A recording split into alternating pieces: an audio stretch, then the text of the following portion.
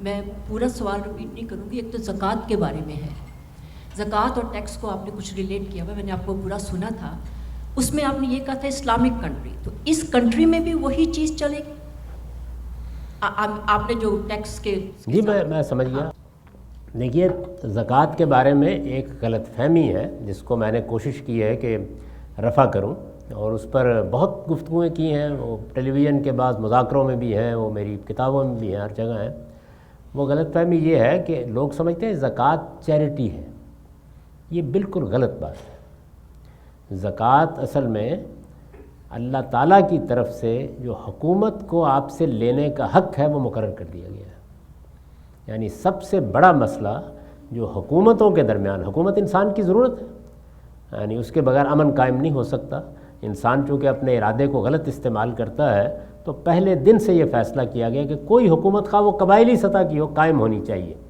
اس کو چلانے کے لیے پیسے کی ضرورت ہوتی ہے, اور حکومت کی کچھ ذمہ داریاں بھی ہیں. تو اس میں یہ سوال پیدا ہوتا ہے کہ پھر حکومت کیا کنٹریبیوشن پر انحصار کرے گی؟ یعنی آپ چاہیں تو آج چیک لکھیں اور چاہیں تو نہ لکھیں, کیا ایسے چل سکتی ہے؟ تو لوگوں نے کہا کہ نہیں, بادشاہوں کو اختیار ہے کہ وہ زبردستی آپ سے لے لیں. اللہ تعالیٰ نے اس کو تسلیم نہیں کیا, اور یہ کہا ہے کہ کسی کی جان, مال اور عزت کے خلاف زبردستی کوئی اقدام کرنے کا حق کسی کو بھی نہیں. لیکن پھر کیسے چلے؟ تو اللہ تعالیٰ نے فیصلہ کیا کہ میں مقرر کر دیتا ہوں. تو زکوٰۃ اصل میں اللہ تعالیٰ کی طرف سے مقرر کردہ حق حکومت ہے. یہی وجہ ہے کہ جب مسلمانوں کو حکومت حاصل ہوئی تو آپ کے علم میں ہے کہ رسالت مآب صلی اللہ علیہ وسلم کے زمانے میں جو شرائط بیان کی گئی وہ سورہ توبہ میں ہے. اس میں یہ بتا دیا گیا تھا کہ ہر وہ شخص جو اس کا شہری بنے گا اس کو زکوٰۃ دینا ہوگی. اور کس کو دینا ہوگی؟ حکومت کو دینا ہوگی. رسول اللہ صلی اللہ علیہ وسلم کے بعد عربوں نے حکومت کو دینے سے انکار کر دیا, تو حضرت ابوبکر صدیق نے اس کو حکومت کے خلاف جنگ سے تعبیر کیا اور کارروائی کرنے کا فیصلہ کر لیا, اور یہ کہا کہ میں اگر ایک رسی بھی اونٹ کی اس سے پہلے دی جاتی رہے دی اور اب لوگ نہیں دیں گے تو میں وہ لوں گا ان سے, اس لیے کہ اس کے بغیر حکومت نہیں چل سکتی. تو یہ حکومتی کا حق ہے. لیکن اللہ نے ایک دوسرا کام یہ کیا کہ حکومت کے اس حق کو اپنی عبادت بنا دیا, اور اس میں جو روح پیدا کر دی وہ کیا ہے کہ گویا میں اپنے مال کی زکوٰۃ نکال کے اللہ کی نظر کر دیتا ہوں اور پھر اللہ کے ہاں سے اٹھا کر حکومت کو دے دیتا ہوں. تو یہ جو روح اس میں پیدا کی گئی, اس کے ساتھ ہی یہ بھی ضروری قرار دے دیا گیا کہ اگر حکومت نہ لے تب بھی تمہیں معاشرے کی ضرورتوں کے لیے اس کو دے دینا چاہیے. یہ یوں ہے. آپ میری کتاب میزان میں دیکھیے جو پورے اسلام کو بیان کرتی ہے, تو میں نے اس میں زکوٰۃ کو معیشت اور سیاست کے بعد میں نہیں بیان کیا, عبادات کے بعد میں بیان کیا. یہ اصل میں عبادت ہے, لیکن اس عبادت کو جس طرح جمعے کی نماز کو ریاست سے ریلیٹ کر دیا گیا ہے, اسی طرح اس عبادت کو ریاست سے متعلق کر دیا گیا ہے. تو اب قانون کیا ہوا؟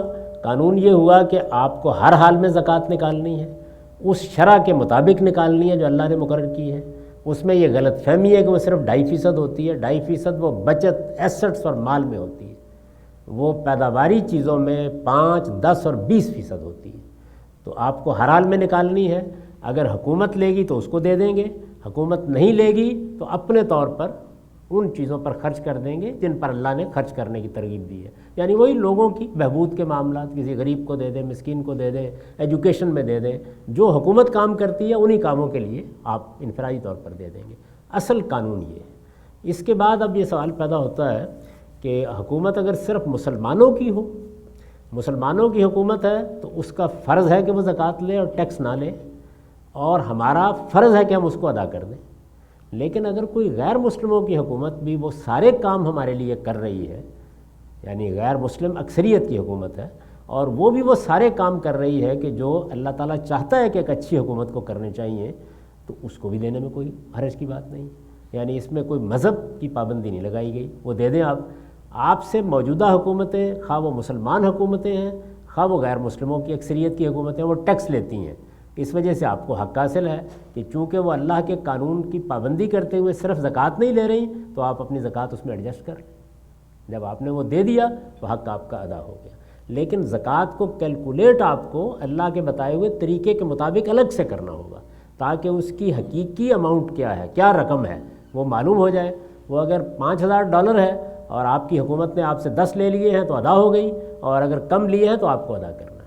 تو یہ بات ہے جو میں نے پوری کی پوری آپ کی خدمت میں عرض کی تھی۔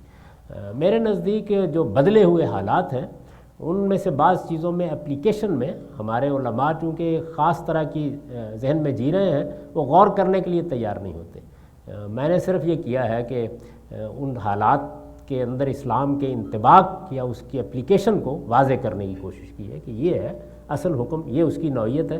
یہ اصل حکم بھی بتانے کی ہمارا عالم پوزیشن میں نہیں رہا، یعنی وہ اس بات کو بھی بیان کرنے کے لیے تیار نہیں ہے کہ یہ اصل میں ہے کیا، کیوں اللہ تعالیٰ نے، اس کی شرح کیا ہیں۔ جہاں میں جاتا ہوں لوگ کہتے ہیں 2.5% ہوتی ہے، بھئی یہ عشر کیا ہے؟ عشر عربی میں 10% کو کہتے ہیں۔ یہ خمس کیا ہے؟ یہ عربی میں 20% کو کہتے ہیں۔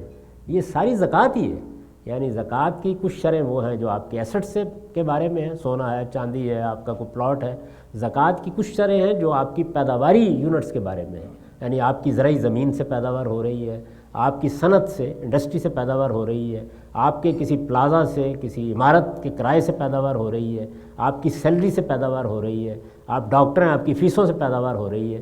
ان سب میں 5، 10 اور 20% ہے۔ تو یہ پوری کی پوری بات کو میں نے بہت جگہ بڑی تفصیل سے بیان کی ہے، تو آج راہ کرم اس کو سمجھ لیجیے۔